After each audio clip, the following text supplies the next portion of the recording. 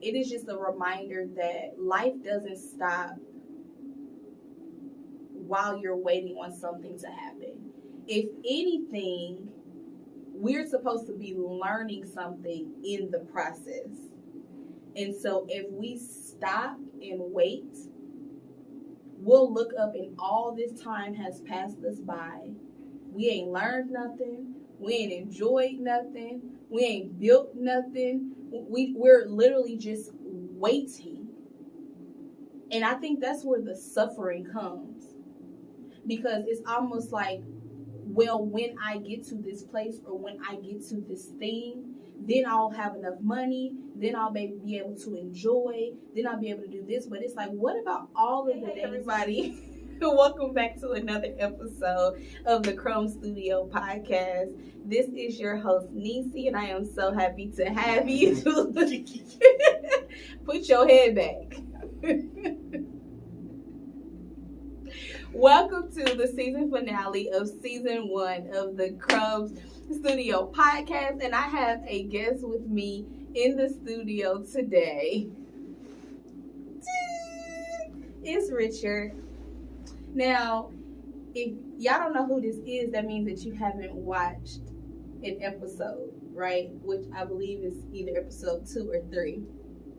Episode 2. But let me introduce him again to everybody. This is Richard Parker. He is the owner of Rich Cuss Line Maintenance, located here in the greater Kansas City area. And he is also my husband.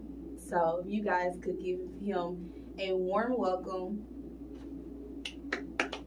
That's all you getting.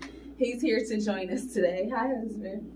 I'm back again. You're back again. And you know why? He's back again. Let's go ahead and tell the people why. We'll give them a backstory. So I sent out a poll on social media to all of you to ask what questions would you like me to answer in today's episode, the season finale. And of course, a message came through. When are you going to have Richard back on the podcast? Because we really enjoyed him. Now, who do y'all think actually submitted that question? It was more than one person. It wasn't. It was all of them. It wasn't. It was him. Okay? And so I took that as he really wanted to come on back on the show with me. And so I'm not mad at it. Now, our episode did have the most views. Okay? So, why not end it with this guy? I'm back. You ain't got to say that again. It might be his last time, though. So don't get used to seeing him here. So I thought that, of course, we like to do an icebreaker. So I thought that I would ask you this question. And don't give me no silly answer. So if you could, in another world, in another life, do or be anything, what would your life look like, and what would you do? What would you be? Well, in another life, I probably would have been a professional athlete, but God didn't give me all of those abilities to do that. So, well, I guess in another life maybe, but in this current life, I know, but you said it. So now, in the current life, I still want to do something with sports though. Well, I currently coach the kids, but something more than just that. I'm not really sure what exactly, but more. Something in the sports arena. Yeah, I can see that. Absolutely. I'm surprised. Well, I guess that's something, never mind, that's something you desire to do in this life, so that'll be more to come. But, you gonna ask me? Come on, this is exactly why I don't be having him on, because he don't act right. What would you be? No, different question. All right, so if you could go back and start life over, with all the knowledge you know now, would you do it, or would you just let it be the way that it is? Are you saying if I could go back and redo life with the knowledge that I have now, would I go back? No. Why not?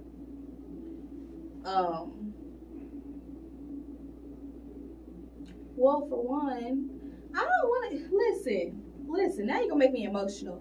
I feel like a lot of the things that the reason that I have the knowledge that I have and I have the wisdom that I have is because unfortunate things happened to me, and a lot of those things were out of my control. Life happened. Right? They were the repercussions of the decisions of adults and other grown individuals around me. So, would I go back? I don't know if I would ever want to go through that suffering, because I'm now at a point in my life where it's me and Jesus, and I make the decisions in regards to, outside of life.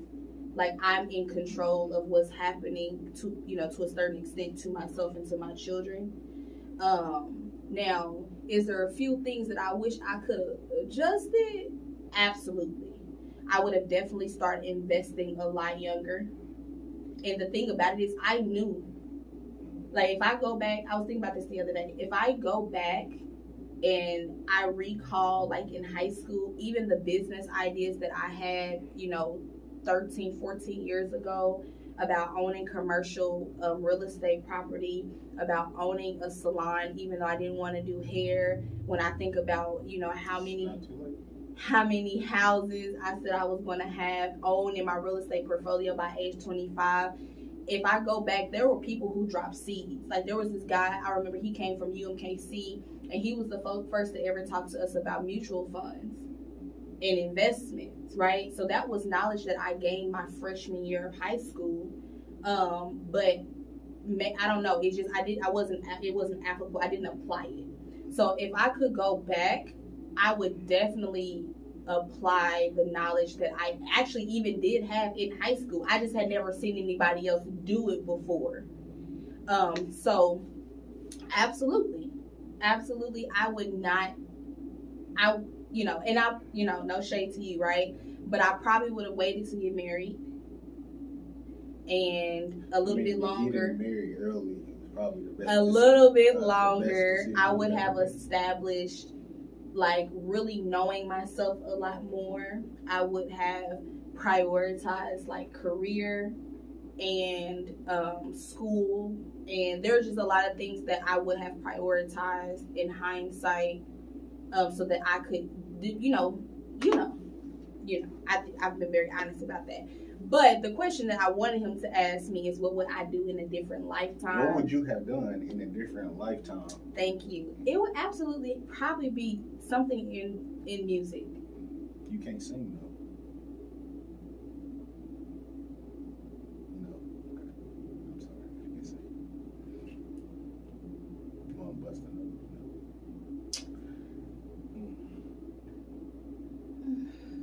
Richard, you almost got that. Why did you do that? I don't know. I can't sing? A little bit. You can sing. Well, I have you know it.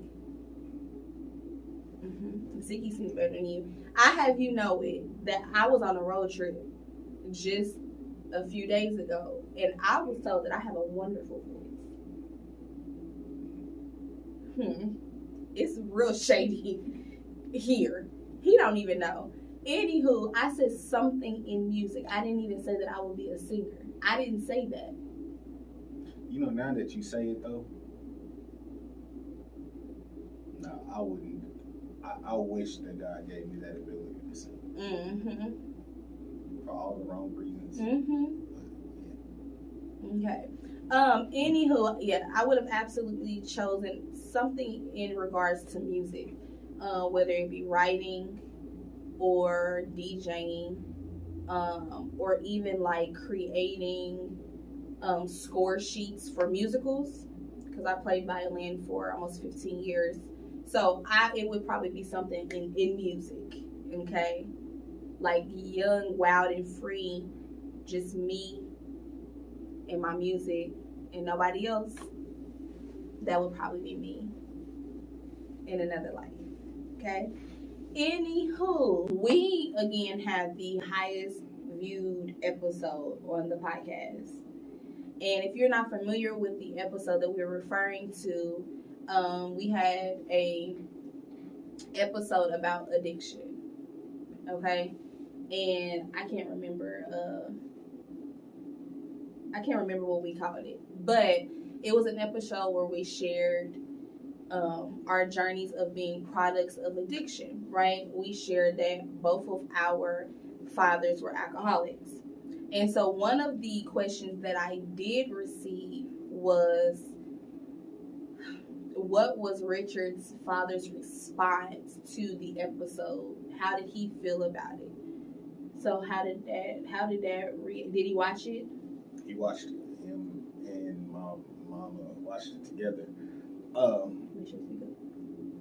He actually didn't feel any type of way. Like when I asked him, maybe he did feel a type of way, but he didn't give me that answer.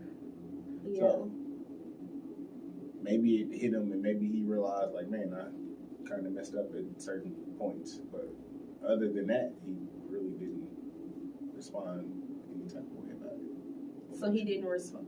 That's not unfortunately. That's fortunate. It wasn't like he was hurt or angry. No, or none of that. So Daddy seemed to be really receptive of the conversation that we had. And of course, we were kind of hesitant to even have the conversation publicly because we never, ever, ever want to disrespect, dishonor, or embarrass our parents. But I think one thing that really released you to have the conversation was your mom saying, it's your story. It was your life. Yeah. It's your life. Tell what happened in your life. It's your life. And, releasing him to share what he felt was appropriate to share. And the feedback that we have gotten from that episode it kind of blew my mind. Everyone talked about how, like, the conversation, they don't really feel like it's being had or shared publicly and openly, that it was needed. And so it's definitely probably something we'll hit more on in the upcoming, if not season 2, season 3, because there are a lot of people that deal with it. A lot of people that deal with it, and there are a lot of, like, what am I looking for? There are a lot of things that happen or occur to individuals as a byproduct of being in that environment. And it shows up in so many different ways and forms, both naturally and spiritually. When you have been raised in a traumatic environment, because that's really what it is, right? When you have been raised in a traumatic environment, it conditions and shapes your thought process, your thinking process, how you respond to people, how you interact, your belief, your faith, that's just what it does. Yeah. And I noticed that a lot of people that we've had conversations with that were raised in traumatic environments have a disbelief of God or Jesus exists. But that's a different subject for a different day. But it has been a pattern that we have noticed, is that individuals that we have either you're in relationship with or that we have spoken to are like, well, God can't exist because this, and this. And usually the main thing is my parents were this, I was brought up like this, so they believe that God isn't real because those circumstances happen to them. And so, but there's like a testimony behind that, though. Do you know what I'm talking about? No, tell me. Since the episode has aired? What happened? What's the testimony? Tell me. We talking about Daddy. Oh, yeah. Yeah. I don't even think you realized it was a testimony. It wasn't. Since that time, he left that life. He left the life a long time ago, but the alcohol has stopped. So. Yeah. So he has been almost 5 months. It was about 4 or 5 months. almost 5 months free of alcohol. He has not picked it up.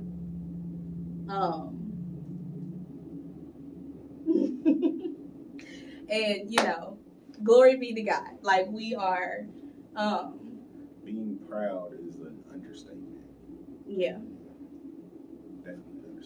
Definitely understatement. So for those who are like, they don't have hope or faith or belief because a person, either yourself or someone you're connected to, has been doing something for a long period of time, or they're older in age, and you just don't believe that they can change because they're so set in their ways.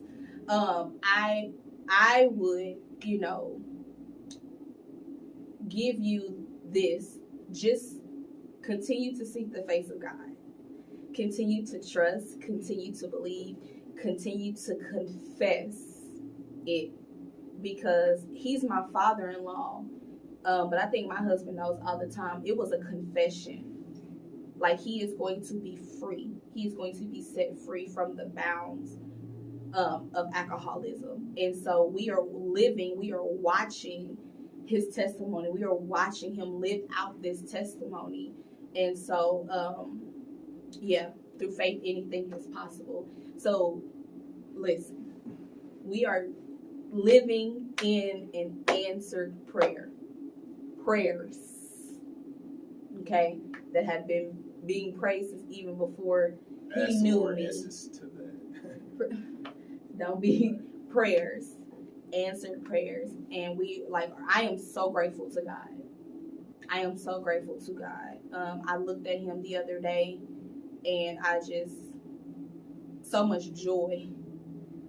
Like, he's just brighter, literally, like physically, he's brighter. He feels better, he looks better. Yeah, and it's a blessing.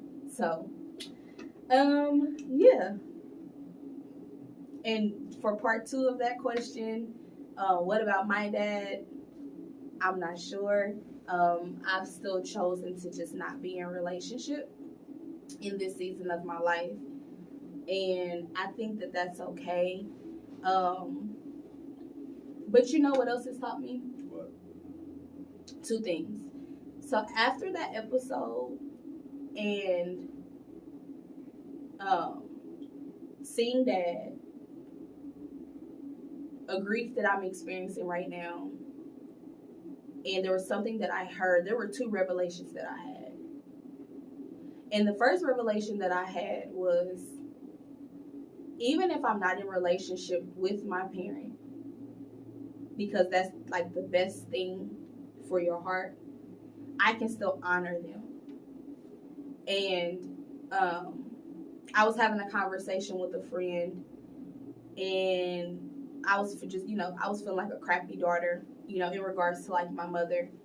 And so she reminded me of all of these ways in which I did honor my mother.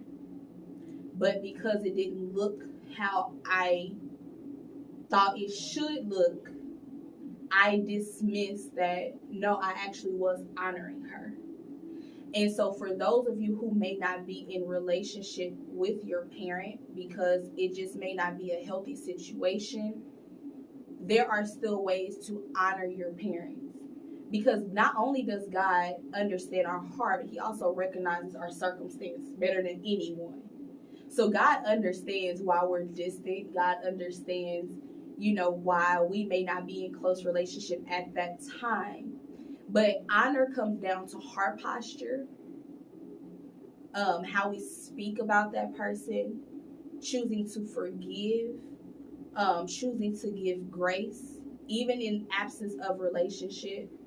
Even, if you can go on to the extent of still extending some type of support to them, there are ways to honor our parents, even if we're not in relationship. And it was important to me because I kept going back to that scripture, honor thy mother and thy father. I was just getting ready to look up the scripture, and I just didn't know if I had been doing that. And with my mother in particular, I think that I'm kind of settled that I could have been better, but I have done a lot of honoring as well, and I can improve in the area of honoring my earthly father. So that was the first revelation. The second revelation was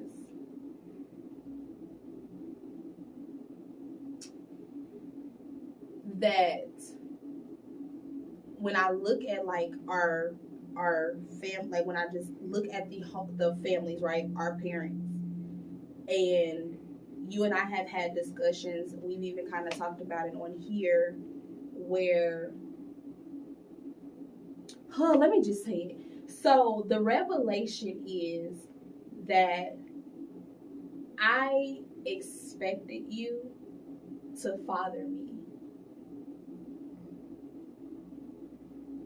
And it was an unfair expectation. And so, again, I've been mothered, right?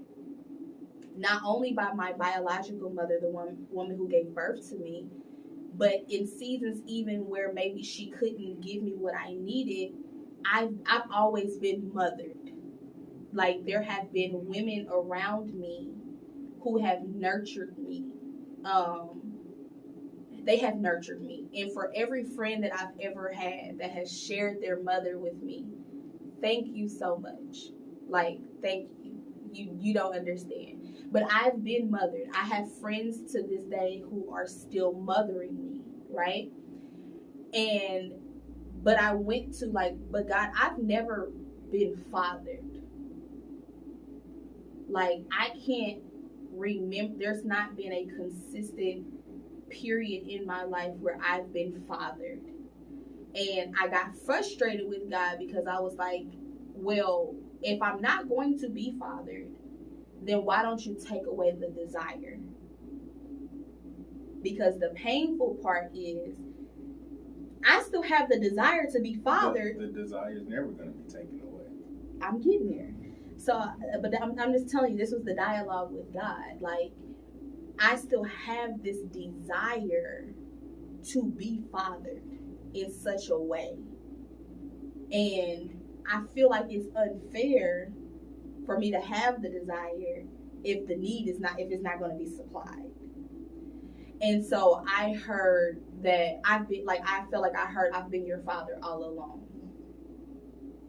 And it's still not necessarily easy to reconcile with because, yes, he literally has been, like, when we look at the Father, he's been my provider, he's been my protector, he's been my teacher, he's been my covering. He literally has been my Father. But it still came to but Lord, I want an earthly father. And my father-in-law, who I love dearly, that's my dude. You know what I'm saying? But you get what I'm saying. And so when we look at the husband and when we look at the father, because I am a woman and I was created to be covered, I was created to be protected, I was created to be provided for. That is what the Bible says. That is my innate nature. That is what I anticipate, and those needs were never met. I think that I had an unfair expectation of you to father me instead of just husband me. And the difference is my responsibility. So the duties may be similar. You are supposed to protect. You are supposed to provide. You are supposed to be covering me. Literally, if you're supposed to leave your father and cling to your husband, right? But the response for me is to be a helpmate, not to be a child. And so I am learning to change my lens. I still have the expectation to be led, to be covered, to be protected, to be provided for, but not in a fatherly way. In a very much, you are my husband and I desire for you to lead me kind of way. But I think this whole conversation the last few months has really revealed that to me. And that sometimes we are disgruntled with our partners because they're not meeting expectations. But my lenses were wrong. So again, even though the duties per se may be the same, Like, my lenses were wrong, and those certain expectations that he wasn't meeting shouldn't have been expectations placed on you in the first place. You can't father me, but you can lead me. And my desire to be fulfilled and satisfied in that way, in a fatherly way, has to come from Jesus. So I owe you an apology. Thank you. I accept your apology. But this made me just think of all of the kids that's out there right now who has a father, who has the ability to go talk to, go spend time with, go do all of that, but for whatever reason he is choosing not to do it. So if you're watching this, please go spend time with your children. The impact that you will have on them will last forever, negative or positive, if you don't spend the time or if you do whatever. But just remember that you're leaving an impact on them. Yeah.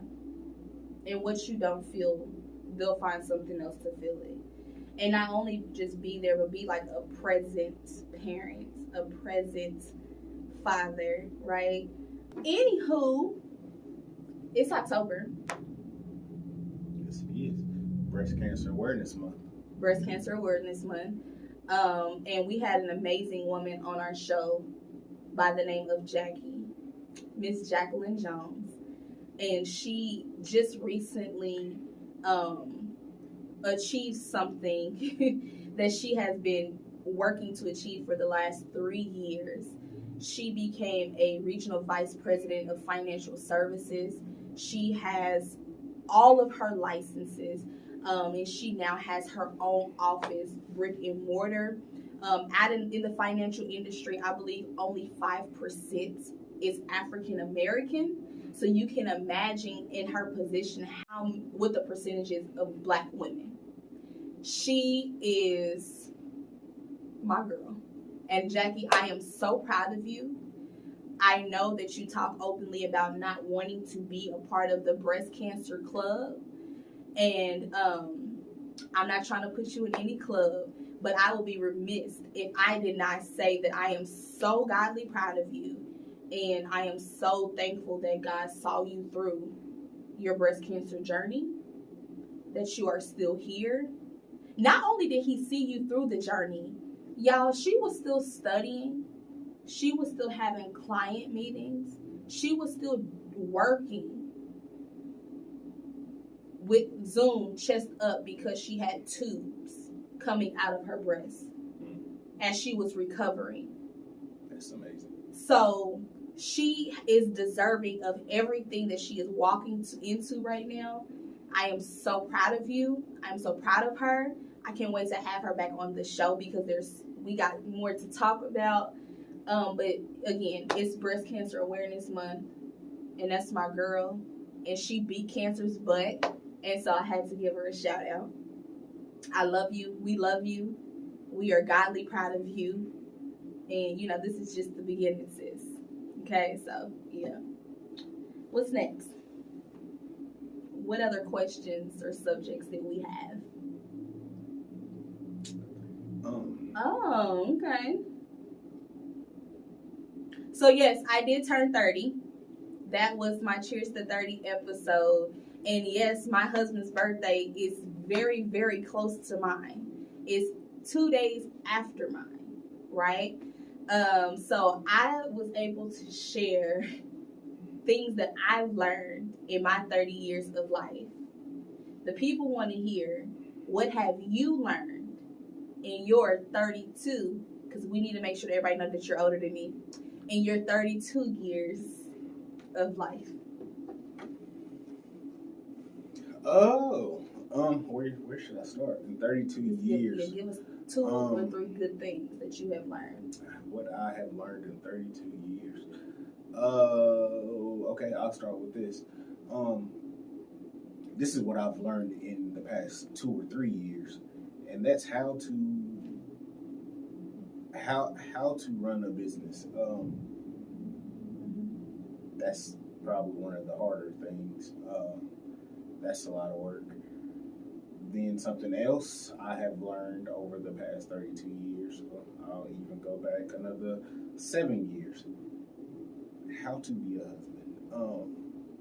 Don't be giving these generalized answers. No, that's not a generalized. This is what I've learned. You asked the question. What you're learning. What I'm learning, because I'm still learning.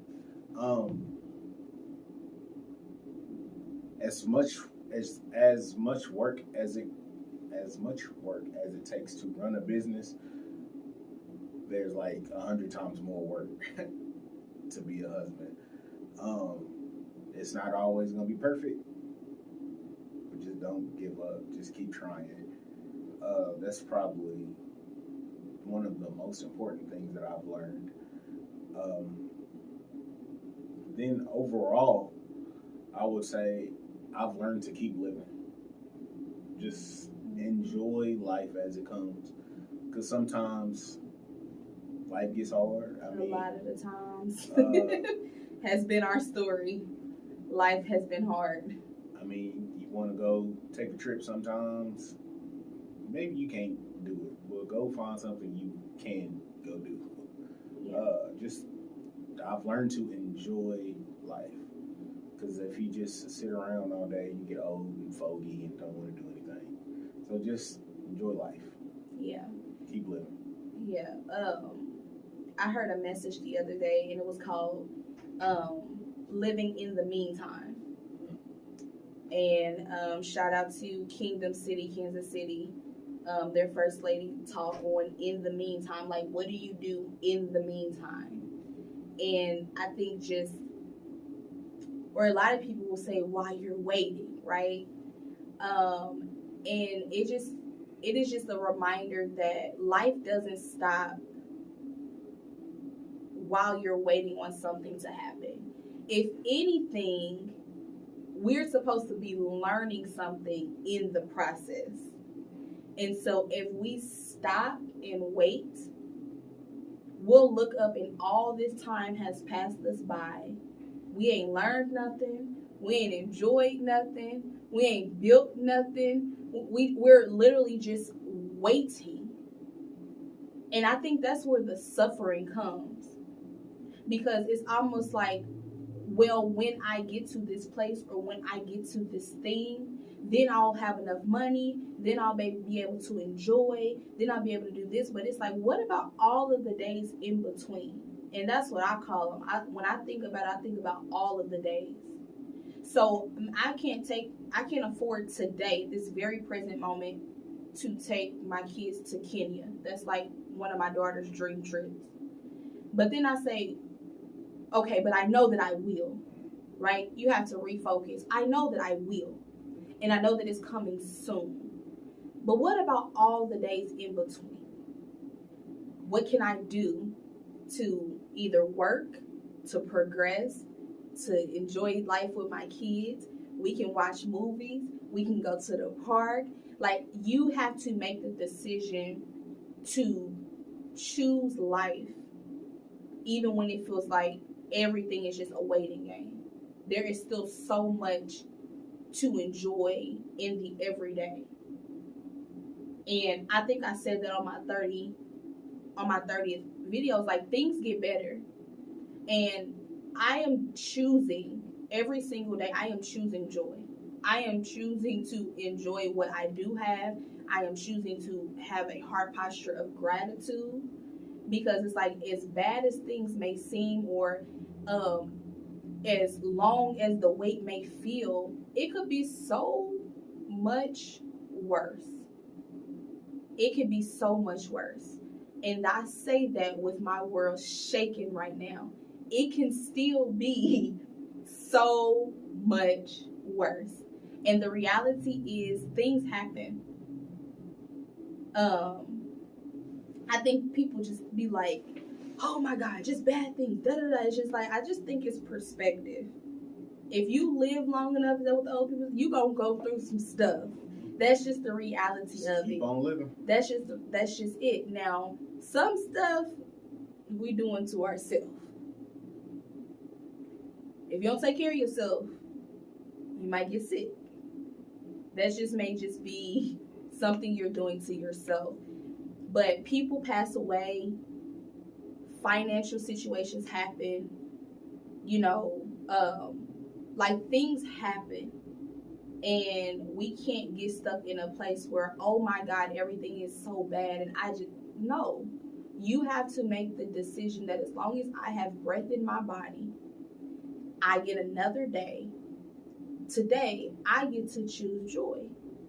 I was watching a Breakfast Club interview a while ago with the Chico Biggie. He said something like something happened in his family. They were in the hospital. Somebody had died. He thought that his world was over. He thought that his life was over. But then as he walked outside of the hospital, he realized life, even though his world is shaken up, but life is still going on. So you have to keep on going. Yeah. Like no matter what happens, you have to keep on going. Yeah. And you can choose to lay there and die with them if you want. But then you're just choosing to suffer. Like there's pain that happens in life. But then there's suffering. And sometimes our suffering is by choice. And that may sound harsh. But I truly believe suffering can be optional. Now, we're going to leave that right there. But that's just what I believe. In everything that happens, if I get up and I say, okay, I know I might cry today, I might have a moment of sadness. When all of it's said and done, I can still turn on some music. I can still dance. I can choose joy. I can choose to be productive. I can still choose to work towards my goals. You get to still make those decisions every single day. Everything is about decisions.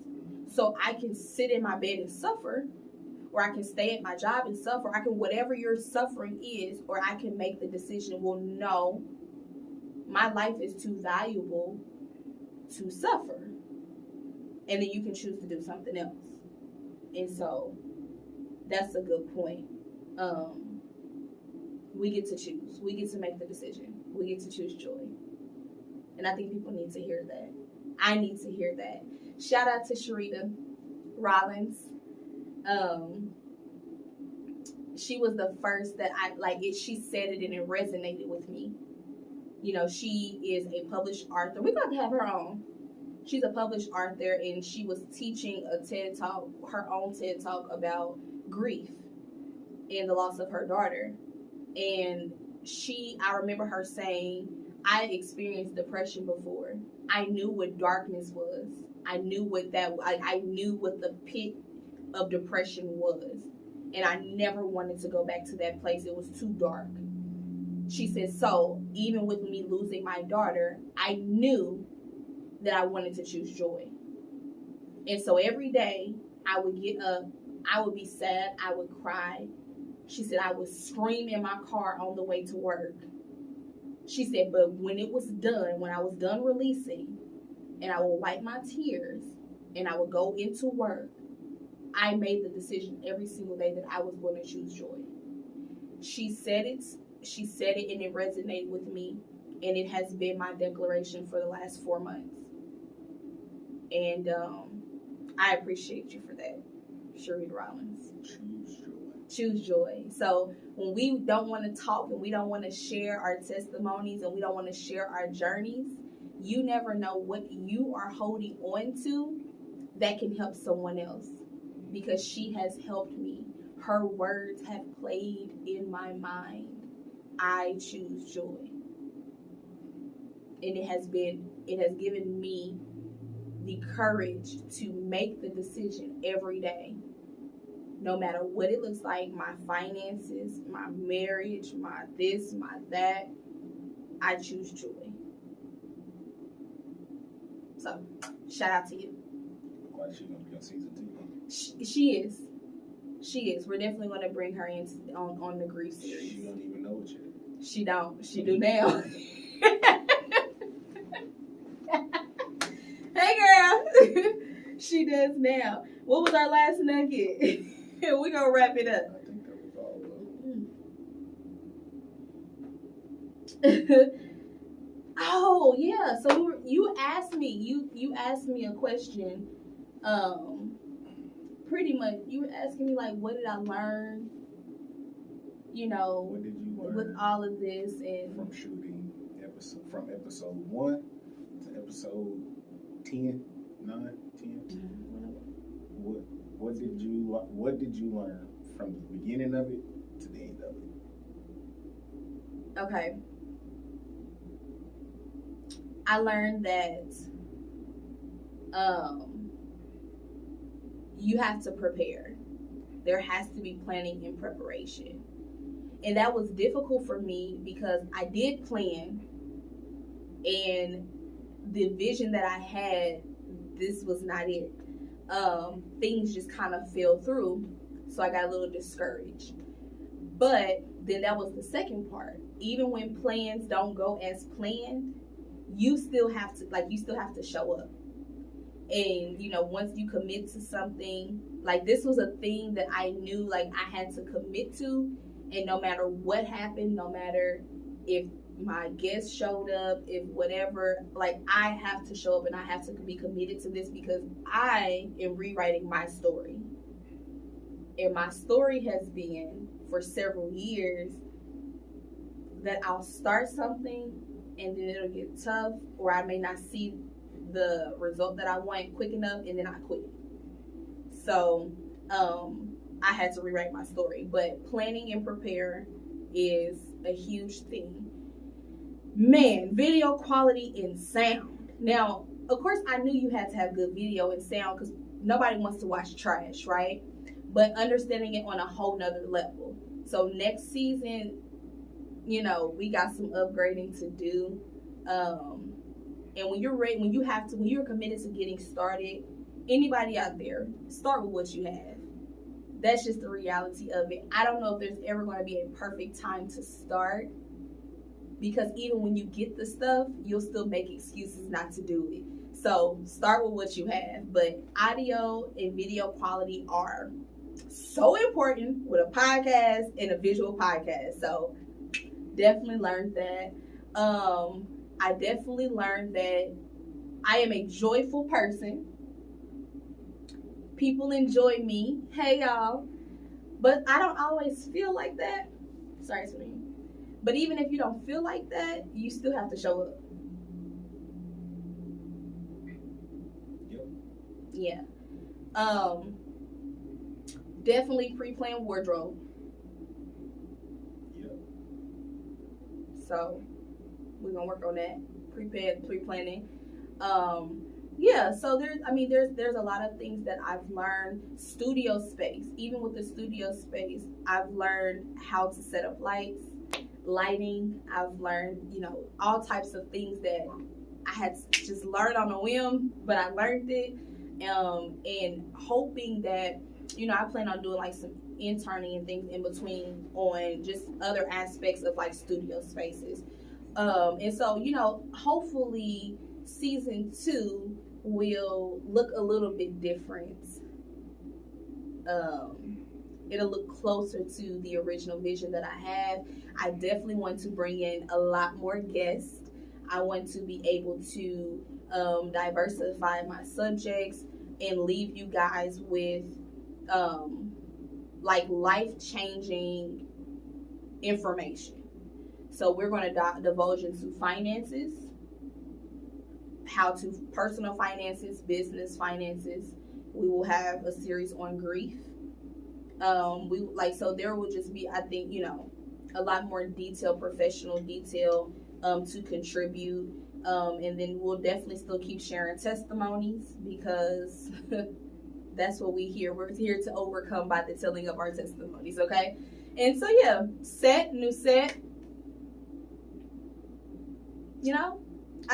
It's a lot to look forward to. It's a lot to work to be done. And, but again, I'm like, oh my God, editing. If I ain't learned nothing else, I've learned how difficult editing can be. Editing is a task. It really is. And so, yeah. Yeah, I'll be watching you sometimes. You be struggling. Yeah, I do. And I'm on like a basic level of editing because I work very hard not to make a lot of mistakes when I'm on this camera, because I know that if I do, I gotta edit it. Fix it. And I don't want to do that. So even on like my basic editing skills, that still need, like, editing is so essential. So if anybody, if there's anybody out there that wants to teach her how to edit the correct way. That's not what we're doing. Next year, we're gonna hire. I will have an editor. Okay, so that's what I learned. That's what I'm looking forward to. Again, I pray that this podcast has added some sort of value to your life, to your day, even if it was just a quick laugh, then that's enough for me. But I shall be back. Okay? Me too. Him too. Because you are a business owner, so you'll probably be on the business panel. But we shall be back. I shall be back, hopefully top of the year, with some new content, new people, new sets. Yeah, and a whole new lot of revelation too. Because, the Lord be downloading all the time. So, anything else? Leave the people with a crumb. Absolutely. The last crumb of this season. You're the guest. You're supposed to have the crumb.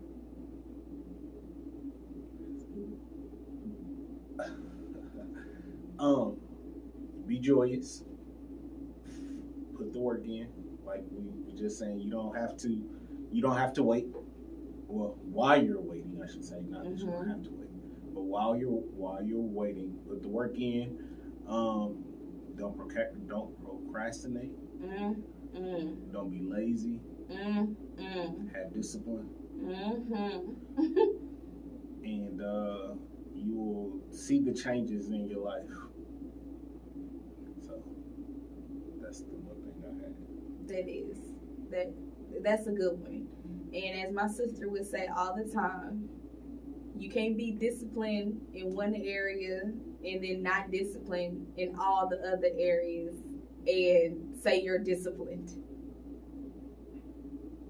No. You can't be part-time. You can't be